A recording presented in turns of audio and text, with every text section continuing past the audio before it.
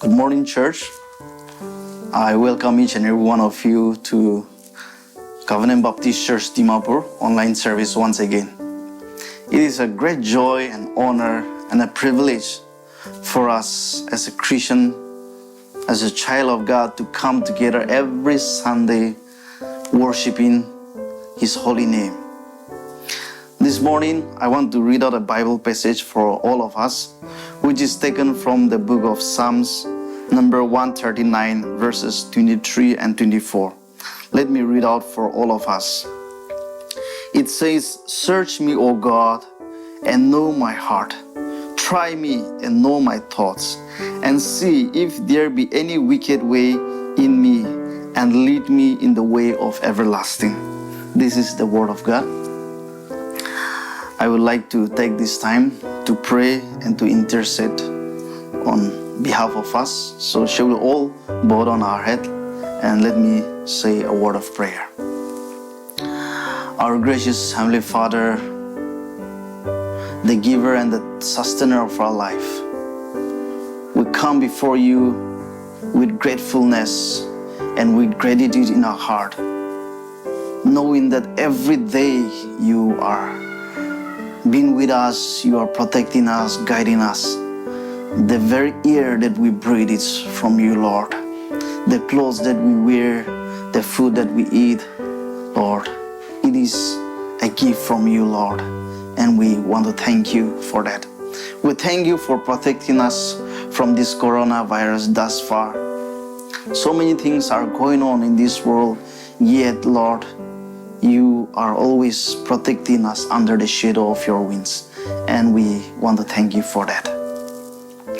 Father God, this very moment and this very morning, Lord, I want to pray over the Bible passage that you have reminded us.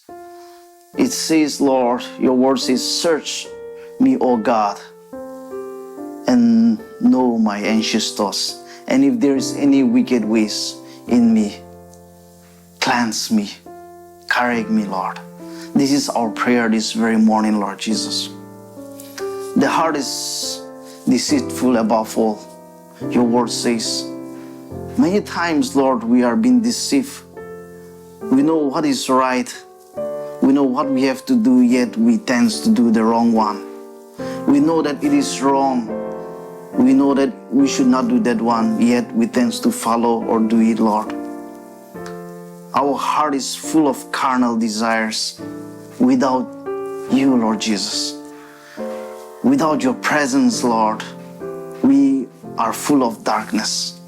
But when you are there, Lord, when you are there, we know that, Lord Jesus, there is light in it, there is joy, there is happiness, and we give you praise and glory to your name for that. Father God, we pray that, Lord Jesus, you will correct our heart, search, and Lord, if there is anything wicked is sprouting or being stagnant there, I pray that in the name of Jesus, you will remove those things and your glory will dwell in our heart and it will revive us once again, Lord. Give us the thirst in our heart to read your word, to meditate upon your word, because it is there, Lord, we find the strength. It is there, Lord Jesus, we find the light. It is there, Lord, we find the path. Because your word says in Psalms, your word is a lamp to my feet and a light for my path. How can a young man stand in the path of purity? It is by living according to your word. How promising is your word, Lord Jesus. You have even commanded Joshua. It's in Joshua chapter 1 verse 8 says, "Do not let this book of the law depart from your mouth, but meditate on it day and night, so that you may be careful to do everything written in it." Lord Jesus, how important is your word. And I pray that, Lord Jesus, you will help us, give us the thirst in our heart to read and to meditate your word more, so that we can get the strength to fight against this dark world which cannot be seen with our naked eyes, yet it is very much alive and working, Lord. and it is trying to bring us down every day. But Lord Jesus, as a child of God, we get the strength from you, we get a power from you to face against this demonic world, Lord Jesus. In your name, Lord Jesus, help us to live a victorious life. Oh, Father God, Lord Jesus, this very moment, I prayed for Pastor Yabang and his family, Pastor Awe and Pastor Kewi, that Lord, as you have chosen them such a time as this to shepherd us, to guide us, Lord, may you bless them with your wisdom, knowledge and understanding, with good health and sound mind, to lead the flocks in the right path in the truth, Lord Jesus. Father God, I pray for the board members also, Lord, that you will also help them, Lord Jesus, to support the church, to support the pastors and the members, to lead them in the path of righteousness, Lord. Help them to live a testimonial life wherever they go, wherever they may be. I pray for all the missionaries that are being sponsored by the Covenant Church, Lord. I pray that, Lord, you will also be with them in times of troubles, in times of problems, situations, difficulties, loneliness. You will remind them that you are with them. Father God, I also want to remember for the sales group, 10 sales group that are working under the umbrella of Covenant Church in various parts of Dimapur under various leadership, Lord. I pray that, Lord Jesus, you will also strengthen them, you will also guide them, you will empower them, and you will help them to know the importance of how important it is during this time, Lord Jesus, to make the cell group functional and, Lord, work it in a very powerful way to strengthen one another in you, Lord. Father God, I also want to pray for all the 9 committees that are working under Covenant Church, Lord. May you bless the conveners and the members with the wisdom, the ideas, and you will give them a mind, Lord Jesus, where they will be able to carry out the things that need to be done for your glory, Lord Jesus. Father God, Lord, I want to surrender Pastor Yabang this morning, especially, Lord, as he delivered your words before your congregation, Lord. I pray that, Lord, the words that comes from his mouth will be a word from you alone, and it will penetrate the listeners, Lord, heart, and where, Lord, we will see the beauty of worshiping you, Lord Jesus. Hallelujah. Father God, I pray for the worship team also as they led us into a time of worship, Lord. I pray that, Lord Jesus, you will strengthen them to lead it according to your will, and the song that they sing and the music that they play would only glorify us, Lord Jesus. Glorify your name, Lord Jesus, all the more. Oh, Lord Jesus, this very moment we want to surrender ourselves and the fellowship ahead of us into your hand, Lord Jesus. Help us, search our heart, and Lord Jesus, correct us if there is any offensive ways in us. We want to surrender ourselves and everything that we have into your loving name. In Jesus' name. In Jesus' name we pray. Amen. Dear church, I want to, make a request. If you have any prayer points, the number, Covenant Church office number is already, showing on the screen. And if you have any prayer requests, you are most welcome to message it or to call in that number, and the church will be very happy to pray for you. Or if any praise point as well, we'll be rejoicing and praising together as well. And now I give time to the worship team to lead us through into a time of worship through songs, and after that I call upon Pastor Yabang to take the rest of the time and as well as the benediction. Thank you. God bless us all. Hello, good morning, church. I greet you all in the pleasant name of our Lord and Savior Jesus Christ. And I believe that wherever you are safe, you and your family. I'd like to start this worship by asking you a question, or rather let you think about something. How often did you hear people say that I didn't get anything from the sermon today? Or maybe even hear that today I didn't really feel that I'm spiritually blessed through the worship. Or maybe similar lines where we talk about having missed out on something. But what if I say that worship primarily doesn't have anything to do with all of those things that we tend to receive and then missed it sometimes. It's important for us to understand that worship has to do everything with God. It's about giving Him the gratitude which is due to Him. So even as we come and worship God this morning, can we have a mindset of giving to God? It's not wrong to receive, and in the process of giving, I'm sure that we receive a lot. But it's important for us that we have the mindset of giving. Billy Graham once said, "Mountaintops are for views and inspirations, but fruit grow in the valley." Probably some of us are going through the valley experience. But even as we worship this morning, it's our wish and prayer that this song would allow us to worship God and give Him all the glory, adoration, and praise and worship that is due to Him. Shall we worship, church?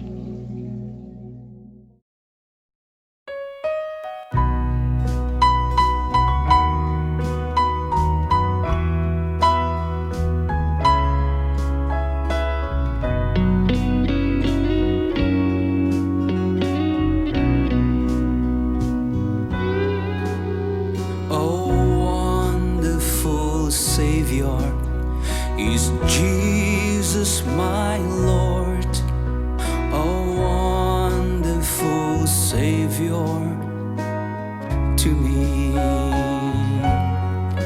He hideth my soul in the cleft of the rock, where rivers of pleasure I see. He hideth my soul in the cleft of the rock that shadows a dry, thirsty land. He hideth my life in the depths of His love and covers me there with His hand, and covers me there with His hand. A wonderful Savior is Jesus my Lord. He taketh my burden away.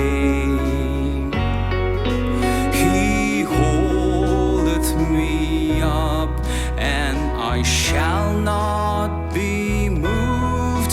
He giveth me strength as my day.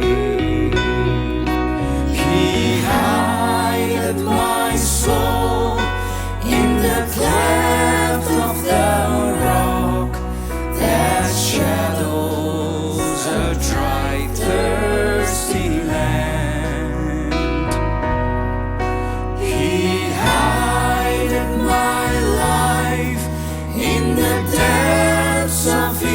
Love and covers me there with His hand, and covers me there with His hand. When clothed in His brightness, transported I rise to meet Him in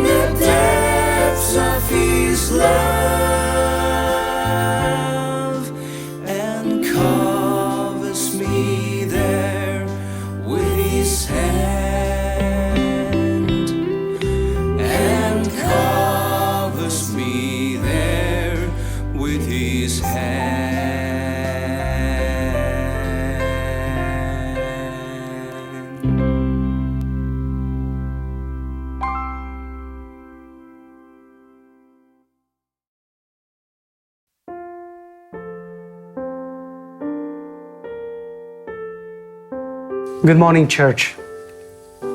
Have we ever thought about re-examining our lives when it comes to our relationship with God?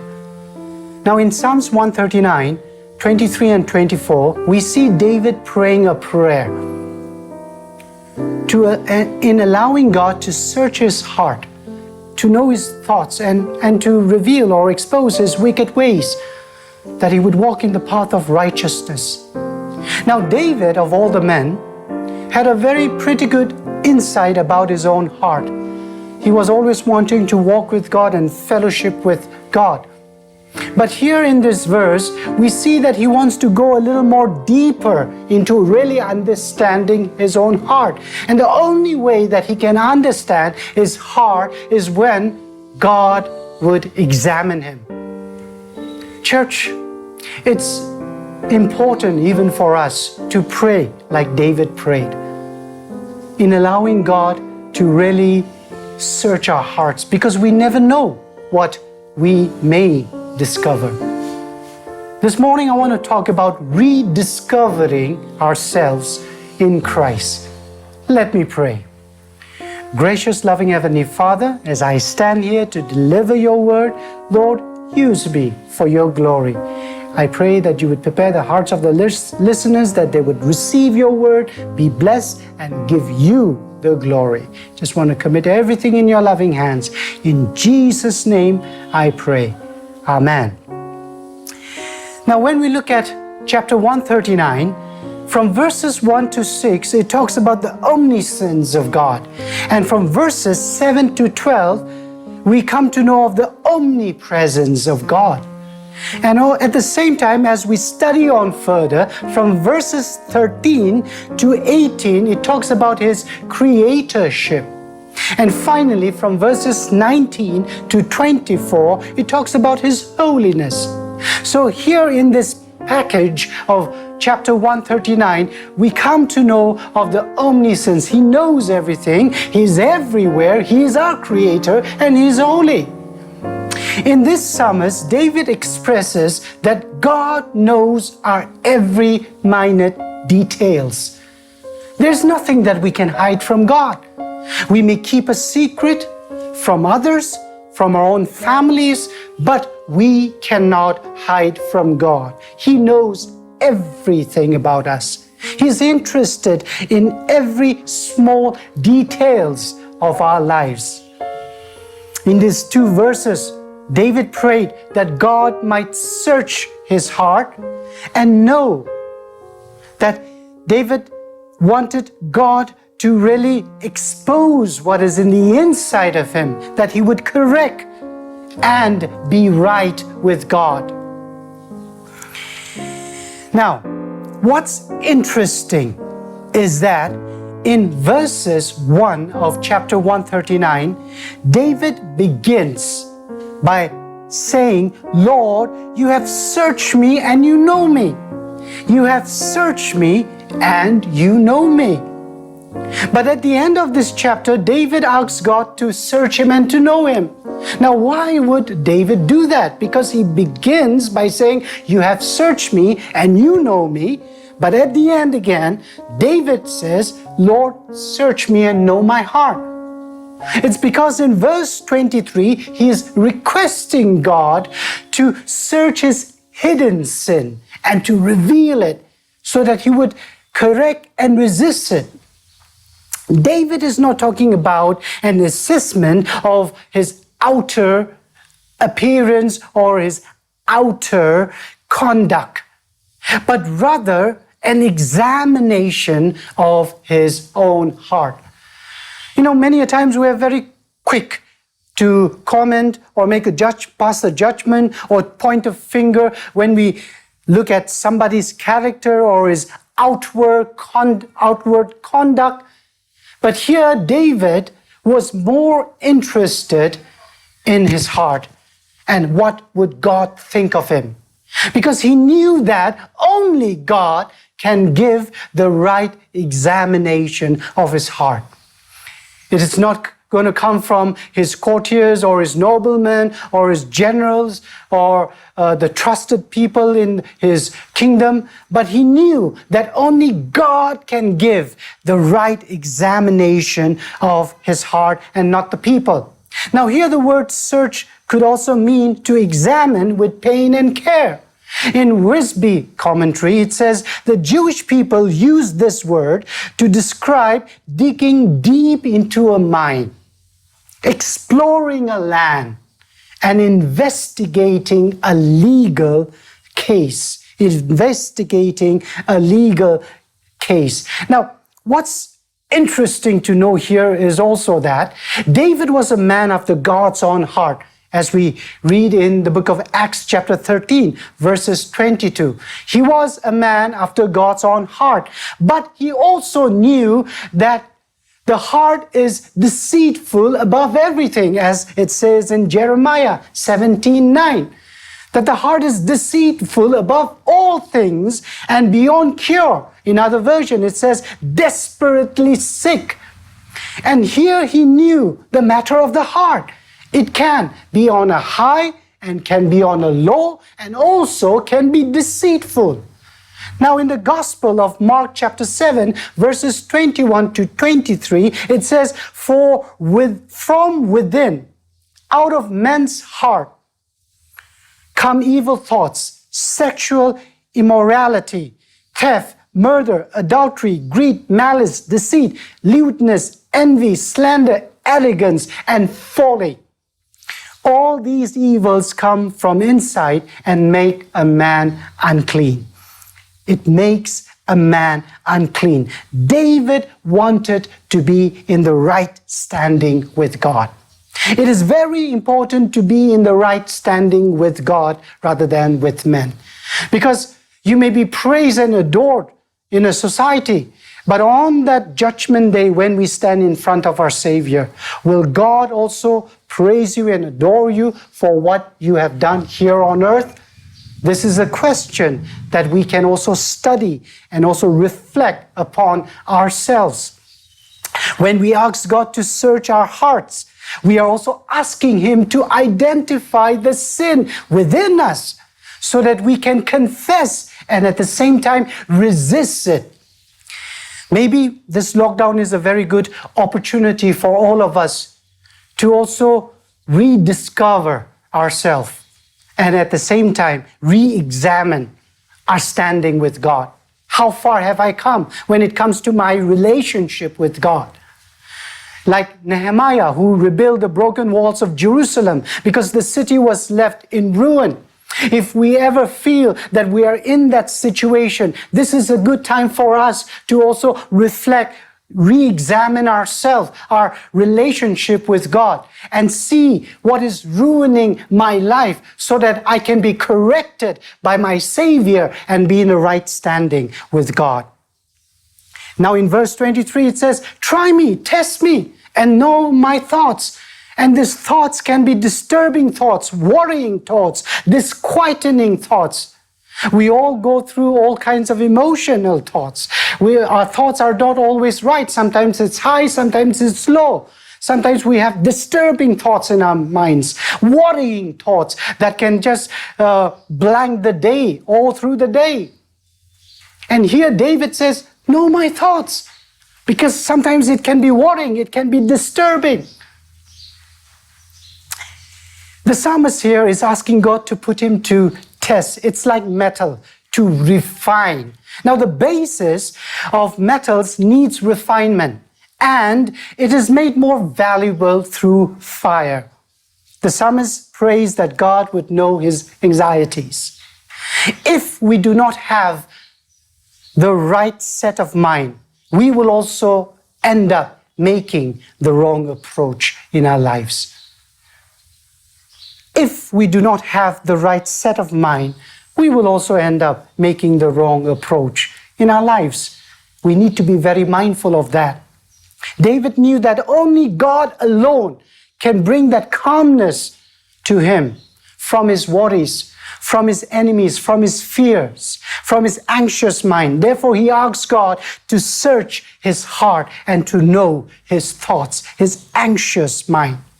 Now, in verses 24, David goes on by saying, see if there's any offensive ways in me, if there's any wicked ways in me, and lead me in the way everlasting. Now, David realized that God will surely destroy the wicked. And so David wanted God to look if there's any wickedness in him, if there's any areas where he's doing something that is not right in the sight of God.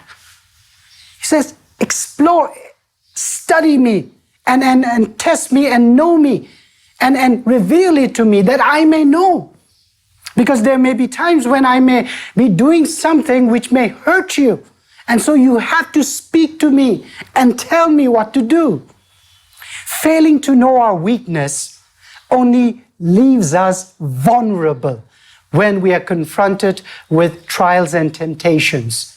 And sometimes recovery can take very long.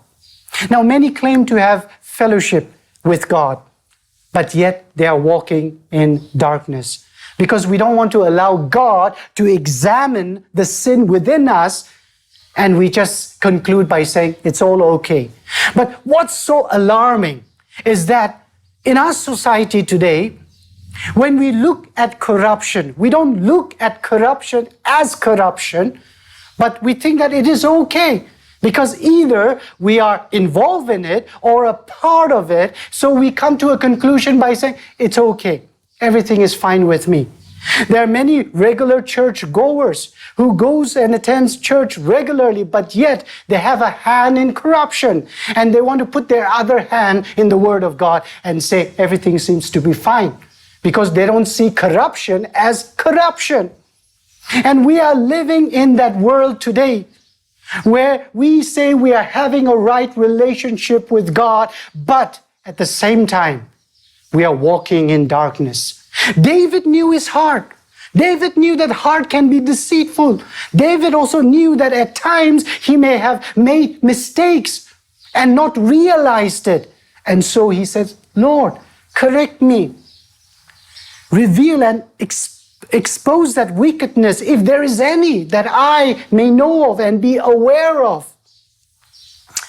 David knew that even though he loved the Lord and followed his ways, there may have been areas in his life where without due consideration or without giving a thought, he may have hurt God.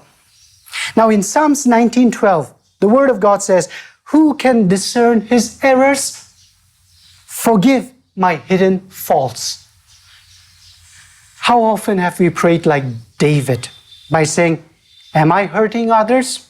Have I hurt others because of my actions and because of my deeds? Have I hurt you, God? Pride. Pride is one word that we need to be really mindful of. Because of pride, we usually want to hide all our failures and sin. We don't want others to see our fault, and thus we end up living in self-denial. But church, let me tell you this. When we live in self-denial, it is not going to allow us to grow and build a relationship with God, but living in self-denial is only going to worsen our lives and add more burden to a point where you will come to brokenness. David realized that. He knew the matter of the heart. And he knew how important it is for us to guard it. But above all, he also knew that God has to examine me. He has to reveal and tell me that I will be right with God. It takes a humble heart to invite God and to invite God to show us our weaknesses and our sins. The phrase, lead me in the way everlasting, is talking in the way of God or the way of righteousness. He desires to be led by the Lord because he understood his own inabilities and weaknesses. It is always important to be led by God rather than being led by men.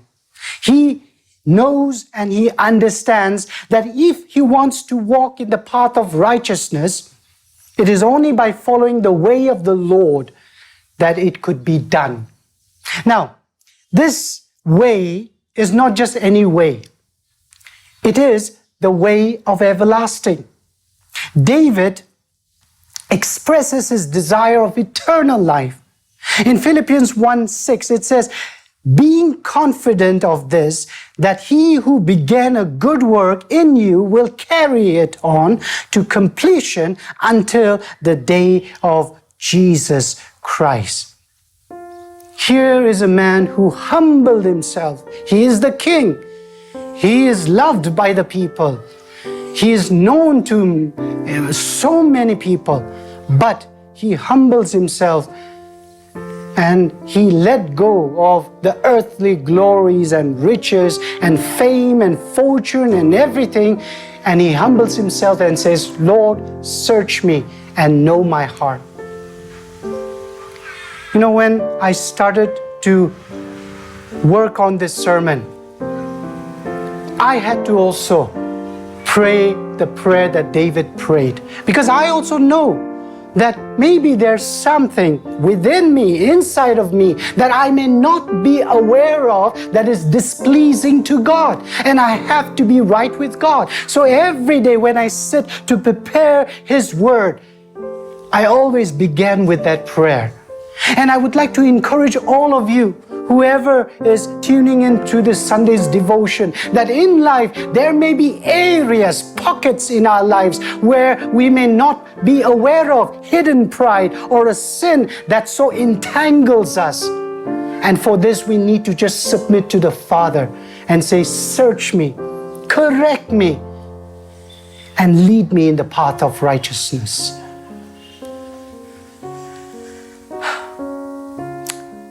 I conclude with the passage once again.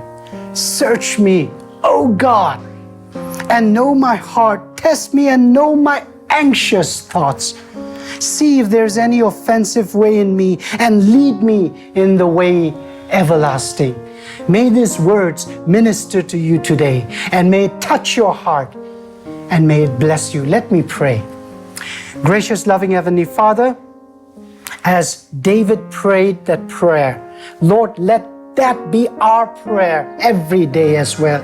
Because, Lord, we as a human being, we are bound to sin. We fall, Lord, many a times, Lord. Even though you come and you rescue us, Lord, sometimes we just are crushed in the spirit and we do things not in accordance to your will. Forgive us. May you search us. May you minister to us. May you open up our hearts. May you reveal that which is wrong in us so that we will correct, confess, and at the same time come in your throne of grace. Whoever have received your word, may you minister to them as well, Lord, and bless their lives. In Jesus' name we pray. Amen. Thank you, church, for being a part of this Sunday's devotion. I hope that you're blessed, and it is my prayer that every day we would just allow God to work in us, to examine our lives, so that we will also live our lives in the way of righteousness, in the way of God, and be a blessing to everyone. God bless you all. Looking forward for next Sunday. God bless you. Amen. Shall we all lift up our hands together and sing the blessing song?